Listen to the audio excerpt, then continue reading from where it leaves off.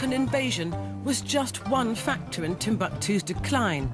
By then, the shifting focus of European trade from the Mediterranean to the Atlantic was already depressing the fortunes of the whole region.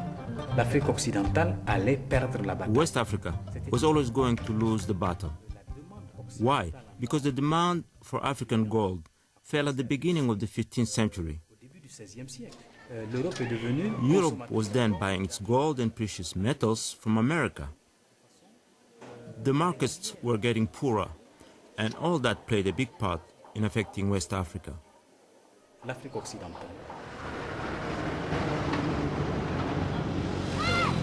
The Moroccan invasion never became a full-scale occupation. The long years of the late 18th and 19th centuries saw the whole Niger region embroiled in a period of anarchy, a series of violent struggles between Sufi brotherhoods, each pushing their own brand of fundamentalist Islam, destroyed all hopes of a return to the stable days of the Songhai Empire. Reaching into this heightened atmosphere were the first tentacles of European colonization. One of the consequences of that colonization was how Africa's cultures and traditions would be viewed and treated.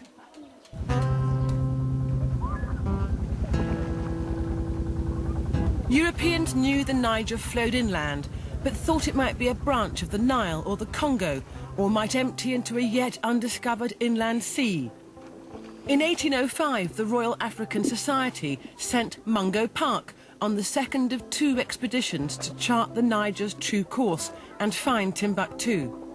Who better to tell Park's story than a latter-day explorer sturdily cast in the Park mould? His great-great-grandnephew, Doug Park. My ancestor was Mungo Park, and he was the first European supposedly to lay eyes on the Niger River. And he wrote about it, and after his first journey, and became famous for that. The second time he went to the Niger River, he actually made it quite a bit further, and he brought a lot more people along with him. Mungo Park did make it as far as Timbuktu, was never actually able to get to the city. So somewhere around where we are right now, perhaps, he had sailed past. Unfortunately, he was a few hundred miles up the river from Timbuktu. He was ambushed by a number of natives who had been following him for a while, and he jumped into the river and drowned. The local trading societies didn't want the Europeans to find out where the cities actually were, and so those people protecting these Middle Niger cities were very aggressive, and so it wasn't easy for any early traveler in this area.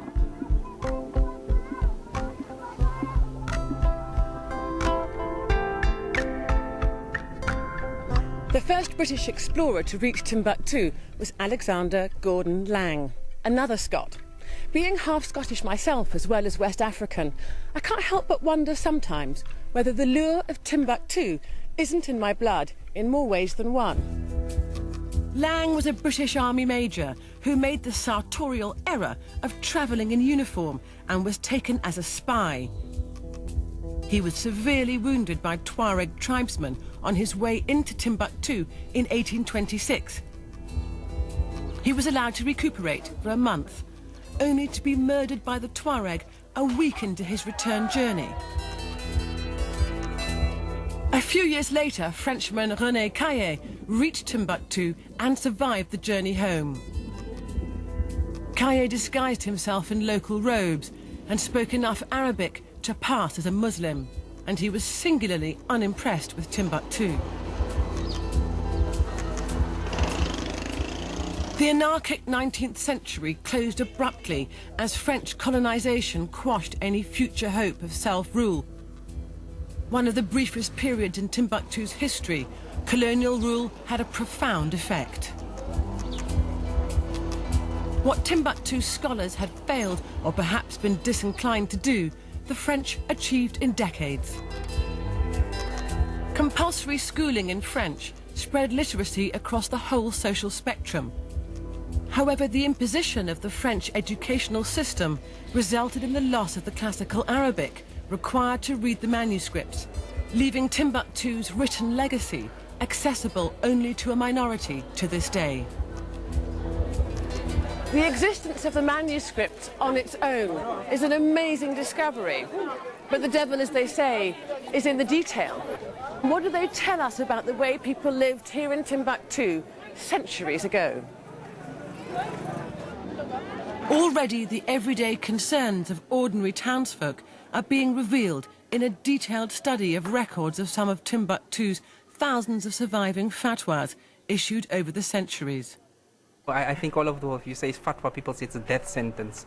A fatwa literally means it's a religious verdict. One of the interesting ones on women who got married while married. You have one incident of woman whose husband traveled. She said to him, well, you're leaving and I need you. And he said, well, if I'm not back within a certain amount of days, you can then divorce yourself. Now, there were no witnesses to this incident, so he comes back later, sometime later, and he finds her married. Somebody else? Yes. Many of these women clearly said that, look, I just don't, finances are not the only things that I need. I need your company, I need your emotional support. So if you are not around, I'm not going to, just stay around without a husband. What was the advice of the muftis in those cases where a woman felt herself to be free to remarry and had done so? No, they came back and they said that, well, the second marriage is invalid and she must be returned to the first husband. So all of them seem to agree to that. So overall, the impression you get of the position of women in that era was what? Is that they were present, they announced their presence, they had their say. They were not simply sitting at home. There's another manuscript that is not a fatwa, but from there you can see that husbands were always very worried whether they could really satisfy their wives. So there were some anxious men around in those days? There are probably many anxious men today around, but certainly overall, yes, yeah. Erectile dysfunction was an issue. You could see, and the traditional healer was a very pious Muslim scholar, really saw it as part of his Islamic duty to help his brother who was in distress. What was the advice given to the husband? Well, then? you would take the blood from the comb of a chicken, or of a cock and use it, either putting it, rubbing it under the feet, or even at times on the penis. Was it medicine or was it psychology, do you think? Do you think they just knew that if somebody relaxed, things might just get better?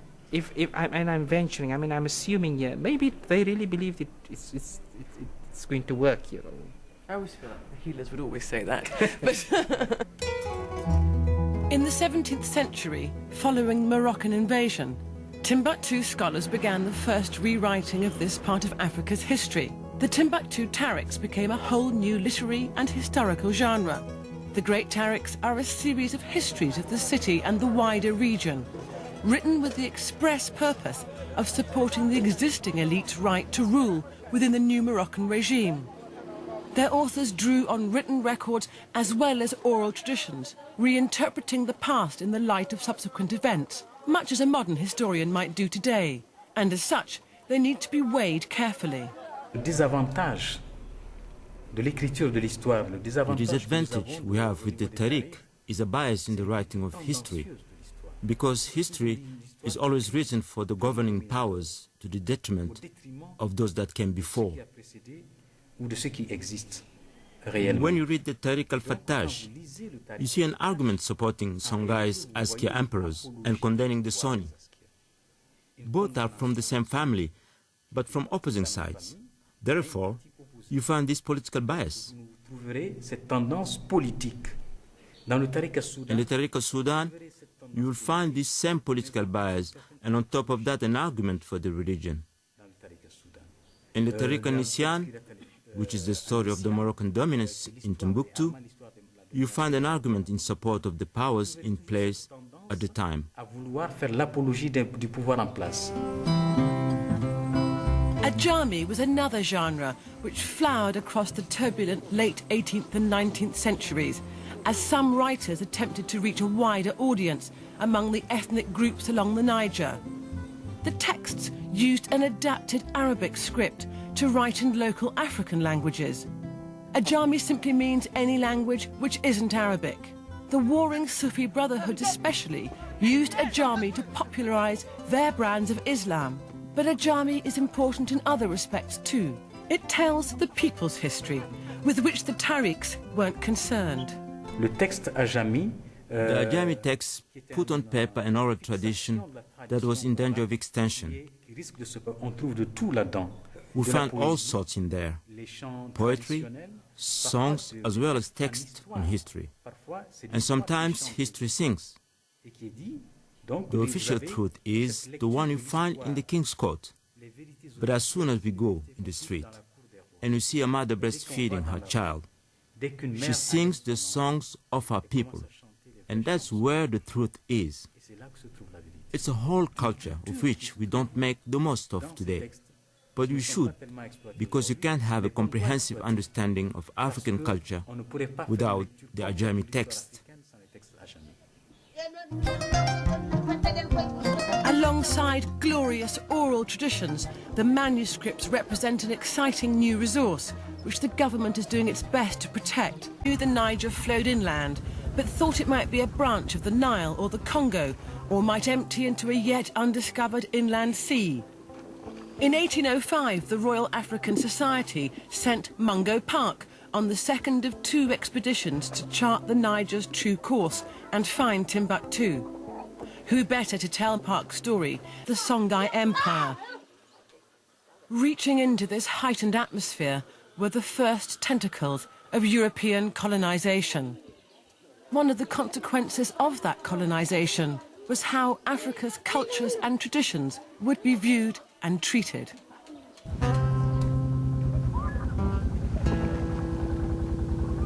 Europeans knew, but the Moroccan invasion was just one factor in Timbuktu's decline. By then, the shifting focus of European trade from the Mediterranean to the Atlantic was already depressing the fortunes of the whole region. West Africa was always going to lose the battle. Why? Because the demand for African gold fell at the beginning of the 15th century. Europe was then buying its gold and precious metals from America. The markets were getting poorer, and all that played a big part in affecting West Africa.